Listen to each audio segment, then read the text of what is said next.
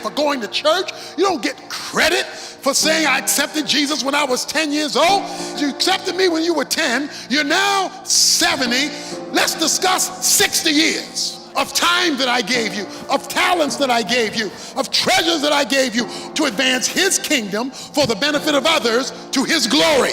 Yeah, you get heaven because you're saved, but you get rewarded because you're a servant. Jesus says that a nobleman was going away, referring to himself, and he called 10 of his servants. And he told his servants, I'm leaving, but I want to give each of you 10 minas. A mina is an amount of money. He says, I'm going to give you each 10 minas during my absence, and during the time I'm not here, your job is to do business till I return. That's your job in this gap between my first coming and second coming. In our case, between our salvation and our trip to heaven. I'm going to give you 10 minutes and I want you to do business till I come. So during this time when you're waiting for me to return, I don't want you to be passive. I don't want you to be aimless. I want you to get some business done until I come. And so he calls the servants, and it says he gave each of them 10 minas. In Matthew 25, verses 14 and following, Jesus tells a similar story, but with a different twist. Because in Matthew 25, when he tells the story, everybody got something different. They didn't get the same amount as in this story. So let me explain. He leaves each of them 10 minas, and he uses the money to talk about something bigger than money. He uses minas, but he's talking about something bigger. He's talking about life. All of us have 3 of the same things. Everybody here has 3 of the very same things. What we don't have is what he talks about in Matthew 25, the same amount of the same things. We all have the same things, but we don't have it to the same degree. The first thing that all of us have is time. Now, we don't have the same amount of time. We're not all going to live to the same age, but we all have time because we're alive. With time from a kingdom point of view, because the nobleman went away to get a kingdom, the time in the kingdom perspective is a boundary in which opportunities exist. So within this thing called tick-tock, tick-tock, time is opportunity because you use your time to do things, to accomplish things. The second thing all of us have are talents. We have varying abilities. We don't have the same talents, but we've all been given capacity to do things for the king and for his kingdom, since the parable is about the king going to get a kingdom. We don't all have the same abilities. We don't all do the same thing, but we all have some capacity to serve the king and the kingdom. The third thing that all of us have are varying degrees of treasures, resources. Everybody doesn't make the same thing. Everybody doesn't have the same amount. But we all have some level of resource. So you all have time. We all have talents. We all have varying amounts of treasures. But we're not all equally valuable to the kingdom when it comes to doing business till he comes. We're valuable as people, but he's not talking about our value as people. All 10 were servants. All 10 belonged to the nobleman. All 10 belonged to the master. And he says, do business till I come. See, a lot of us are asking God to do business that he's waiting on us to get done. Any time in history, that he wants to use means he must borrow that time from you. Any talent in history that God wants to use means he must borrow that talent from you. Any treasure that he wants to use in history, he must borrow that treasure from you. That's why all through the Bible, he must find a person, pick a person, and use a person, because he's entrusted with a person the minas, the time, the talents, and the treasures for what he wants to get done in his absence until he comes back, and he is banking on you because of what he left behind to you. Time, talents, and treasures. Not the same amount, but the same categories in varying degrees. He says you are to do business until the nobleman in the story, the king, returns.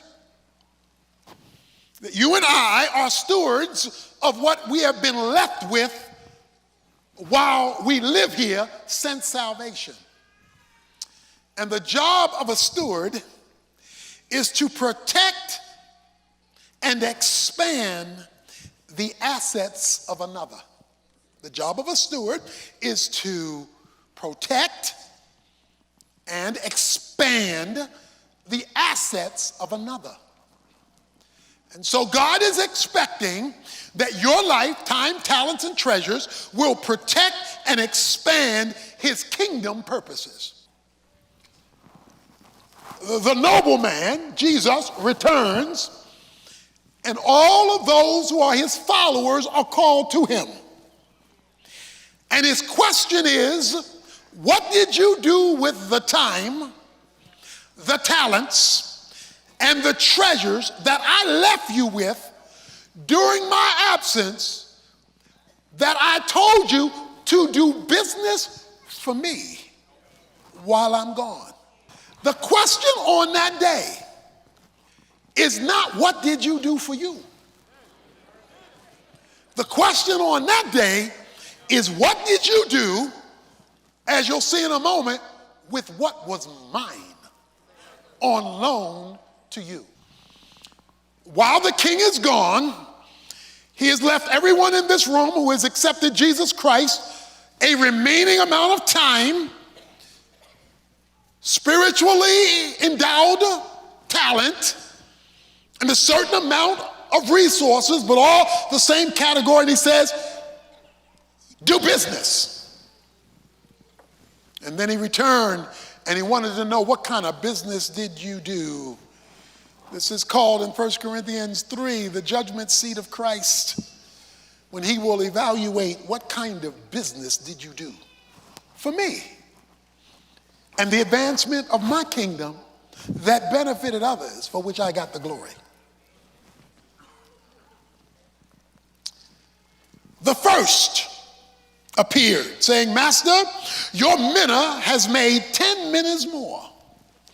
And he said to him, well done, good slave, because you have been faithful in a very little thing, you are going to be an authority over 10 cities. Ooh. When the master, the king, came back, he called the first guy. He said, now I gave you 10 minas, show me what you got. He says, Master, you gave me 10 and I made 10 more. In other words, Master, there's 100% return. I'm not just giving you back what you gave. I'm doubling what you gave me. And here's 10 more. I expanded what you gave me. The response of the master was accolades. Well done, my good and faithful servant. I am going to put you over 10 cities.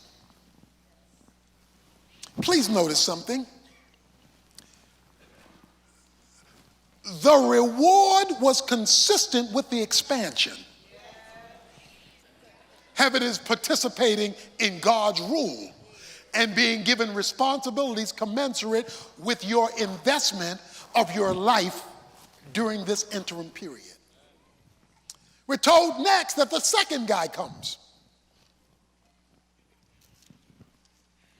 And the second guy says, Master, I got 5.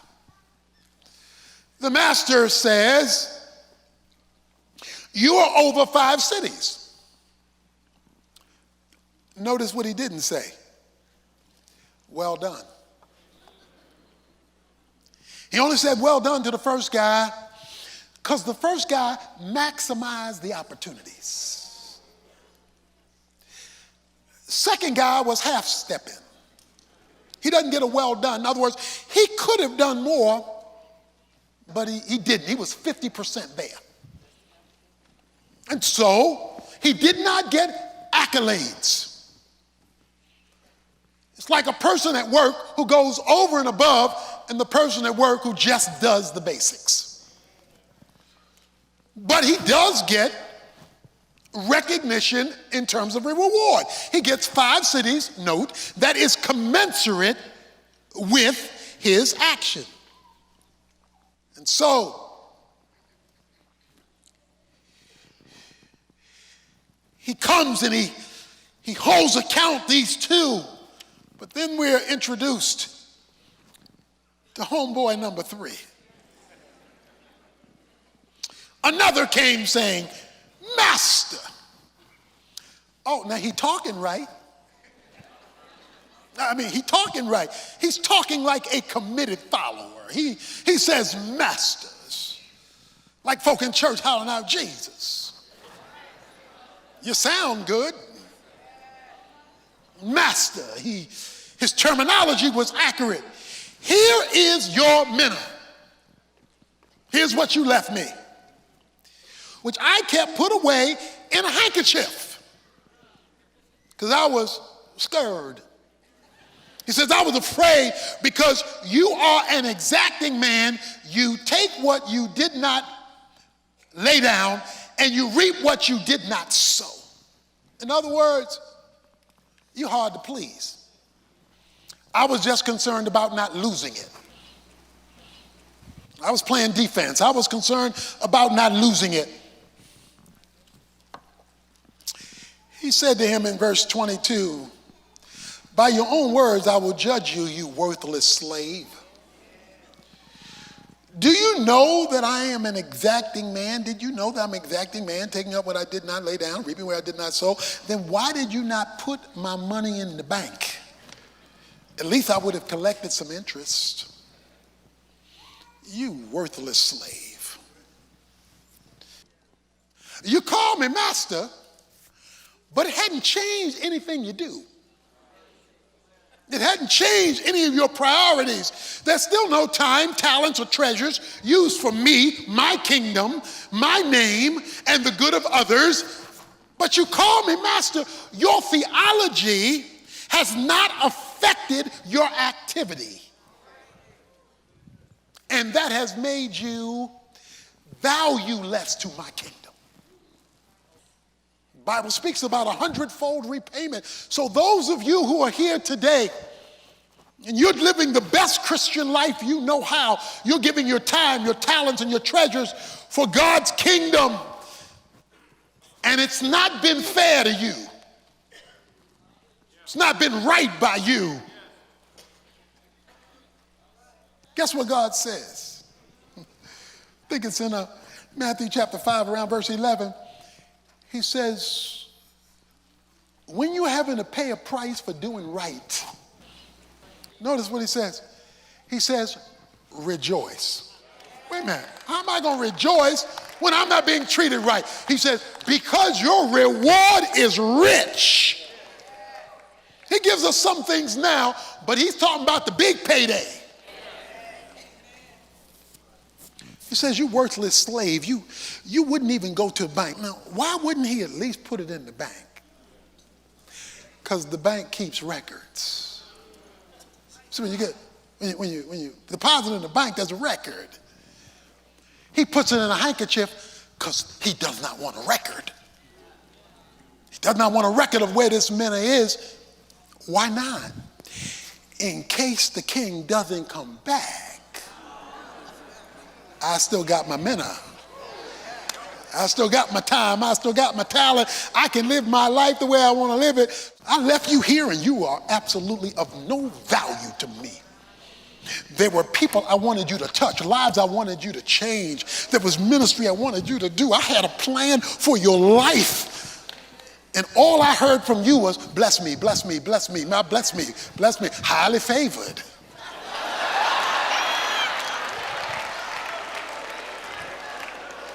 Less than highly favored. Says, you worthless slave.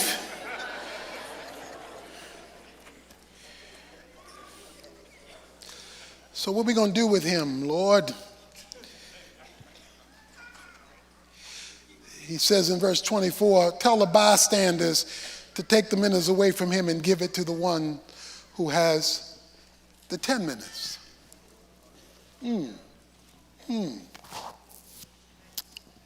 Tell the bystanders. So this is everybody watching your conversation with Jesus. This is all the other Christian friends that you knew who looking at your evaluation and your accountability and watching Jesus call you worthless. And then take his minutes and give it. Let's give a bonus to the one who did 10. We're going to give them a bonus. See, because there are a few people here who not only going to get the 10 minutes, they're going to get the bonus. And the bonus will be God taken from you and given to them so that you wind up in heaven with less. You don't even wind up with what you started with because it's going to take that manna that you use for nothing and hand it to somebody who went all out for the kingdom and for eternity.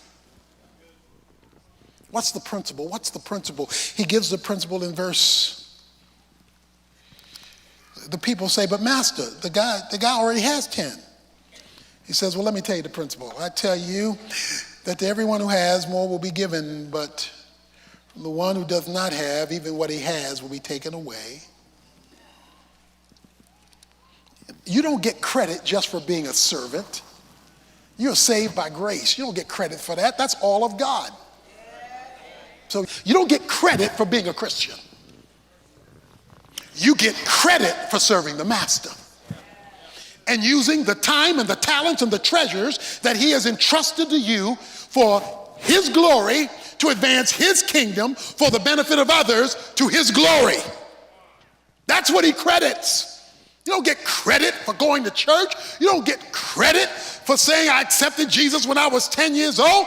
He says you accepted me when you were 10. You're now 70. Let's discuss 60 years of time that I gave you, of talents that I gave you, of treasures that I gave you over that 60-year period of time. Let's talk about that. Yeah, you get heaven because you're saved. But you get rewarded because you're a servant. So there's going to be a lot of transfer of wealth in heaven.